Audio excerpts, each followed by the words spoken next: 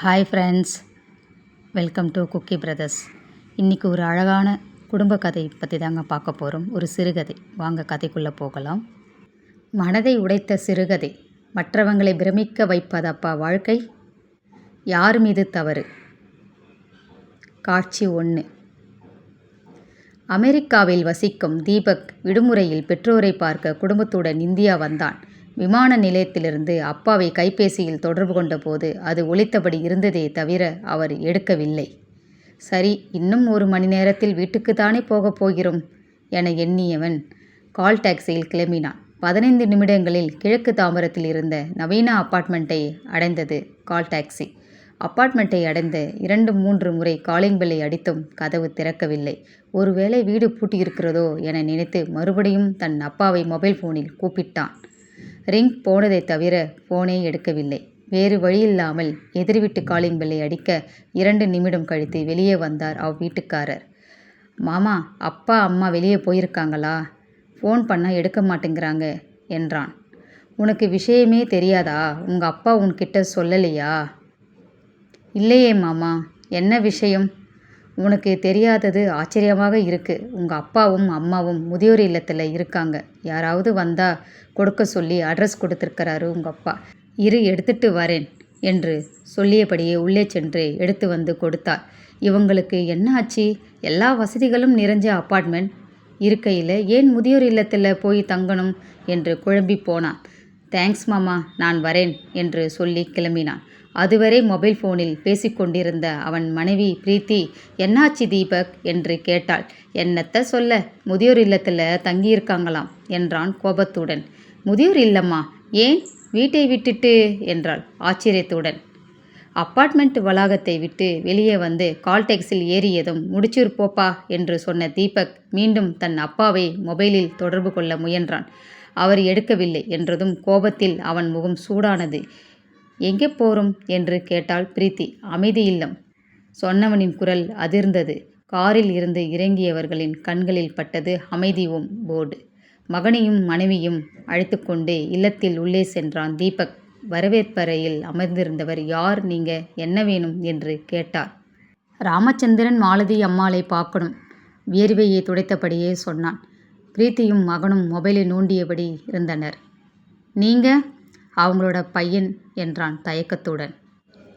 அவனை உட்கார சொன்னவர், சின்ன நிகழ்ச்சி நடக்குது சார். பெரியவங்களோட நேரம் செலவழிக்கிறதுக்காக ஒரு கம்பெனியிலிருந்து வந்திருக்காங்க. கொஞ்சம் வெயிட் செய்யுங்க என்று சொல்லி உள்ளே சென்றார்.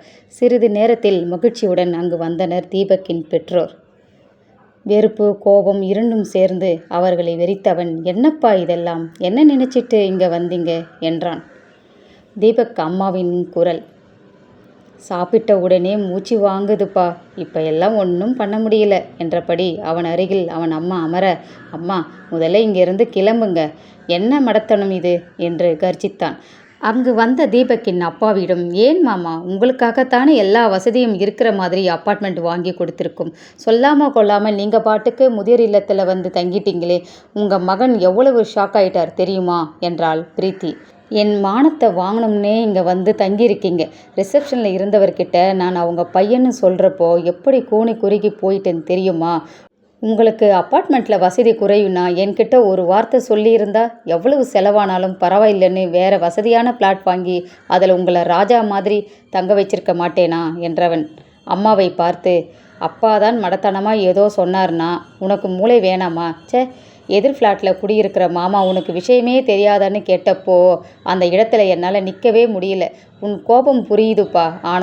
என்னப்பா கோபமாக ஆரம்பித்தவனை அமைதியாக இருக்கும்படி சைகையினால் கட்டளையிட்டவர், உன்கிட்ட சொல்லாமல் நாங்கள் இந்த முடிவை எடுத்திருக்க கூடாது தான். ஆனால் முதல்ல ஒன்று புரிஞ்சுக்கோ, நாங்கள் இங்கே வந்தது மாற்ற முடியாத முடிவுன்னே சொல்லலாம் என்றதும் அதிர்ச்சியுடன் அப்பாவை பார்த்தான். ஆமாம் தீபக், உன்கிட்ட முதல்ல ஏன் சொல்லலைன்னு கேட்ட இல்லையா? சொன்னால் உனக்கு புரியாது, ஒத்துக்க மாட்டேன், தர்க்கம் செய்வேன். நீ சொன்னியே அந்த அப்பார்ட்மெண்ட்டில் எங்களுக்கு என்ன குறைன்னு. வசதியில் எந்த ஒரு குறையும் இல்லை. ஆனால் எங்களால் எதிர் வீட்டுக்காரரை கூட சந்தித்து பேச முடிகிறதில்லைங்கிறது தான் பெரிய குறை. மாதத்துக்கு 2-3 முறை ஹலோ சார் சௌக்கியமா, அவ்வளவுதான் பேச்சு. எதிர் ஃப்ளாட்காரர் தான் இப்படின்னா மற்ற ஃப்ளாட்டில் எல்லாம் யார் இருக்காங்கன்னே தெரியாது. நாங்கள் கூட சில பேர் கூட பழகி முயற்சி செய்தோம். யாரும் ஈடுபாடு காட்டினாதானே நாள் முழுக்க நாங்கள் 2 பேரும் எங்களுக்குள்ளேயே என்னத்தப்பா பேசிக்கிறது. இங்கே ஏன் வந்தோம்னு கேட்டியே, இங்கே எல்லாரும் எங்கள் வயசுக்காரங்க, மனம் விட்டு பேசுகிறோம். சண்டை சச்சரவுகளும் வரத்தான் செய்யும், அதுவும் வாழ்க்கைக்கு தேவைதானே. பேசி பழக மனுஷங்க இல்லாதது என்ன வாழ்க்கை. நீ வேலை கிடைச்சதுன்னு அமெரிக்கா போயிட்ட, உன்னை போகாதுன்னு சொல்ல எங்களுக்கு உரிமை இருக்காங்கன்னு தெரியல. ஏன்னா அது உன் விருப்பம், உன் வாழ்க்கை. எங்கள் கதி வெறும் கட்டடம் மட்டும் வாழ்க்கை ஆகிவிடுமா? இங்கு எங்களோட பேசி பழக நிறைய பேர் இருக்காங்க. எங்கள் மனசுக்கு நிறைவு இருக்குது. நீ மறுபடியும் ஊரில் வந்து செட்டில் ஆகிறேன்னு சொல்லு. நம்ம எல்லோரும் ஒன்றா இருக்கிறதா இருந்தால் மறுபடியும் வீட்டுக்கு வரும். அதுக்கு சாத்தியம் இல்லைன்னா நாங்கள் இங்கேயே இருந்துடுறோம். வெறும் சுவர்கள் மத்தியில் இருக்கிறது கொடுமை. அது எங்களால் முடியாதுப்பா என்றவரின் கண்கள் கலங்கி இருந்தது.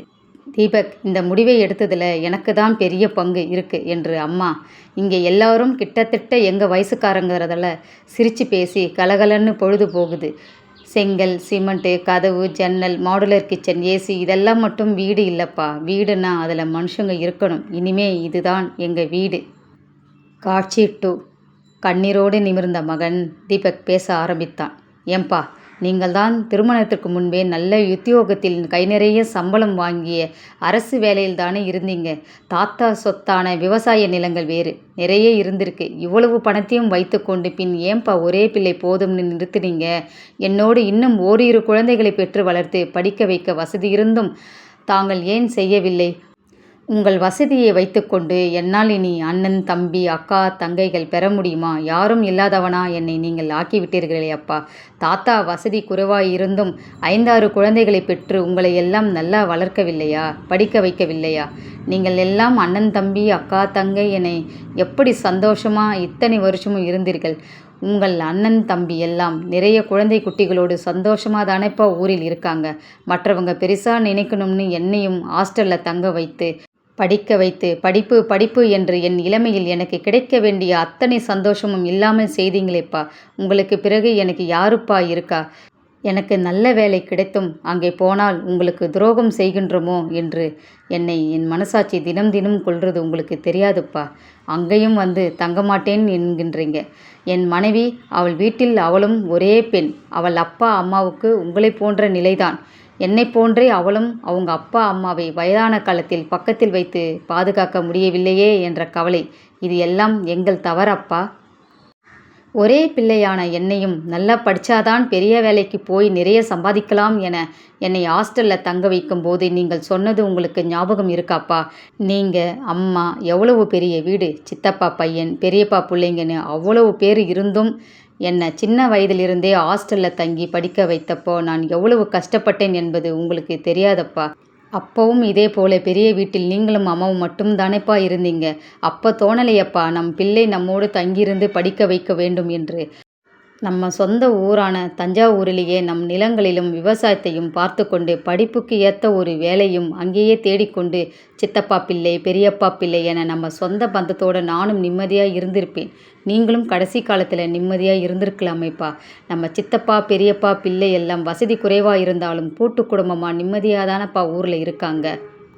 என் பிள்ளையை நல்லா படிக்க வைத்து அமெரிக்காவில் வேலைக்கு அனுப்ப போறேன்னு நம் சொந்த பந்தத்திலும் ஊர் முழுவதும் நீங்கள் சொல்லிக்கிட்டு இருந்ததை நான் என் சின்ன வயசில் பலமுறை கேட்டதால் தான் நான் உங்கள் எண்ணத்தை நிறைவேற்ற வேண்டும் என்ற வைராக்கியத்தோடு படித்து அமெரிக்காவும் போனேன்.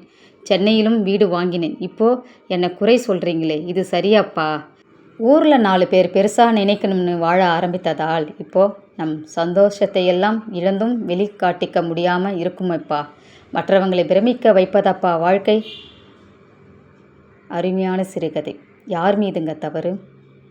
கதை எப்படி இருந்துச்சுன்னு கமெண்ட் பண்ணுங்கள் ஃப்ரெண்ட்ஸ்.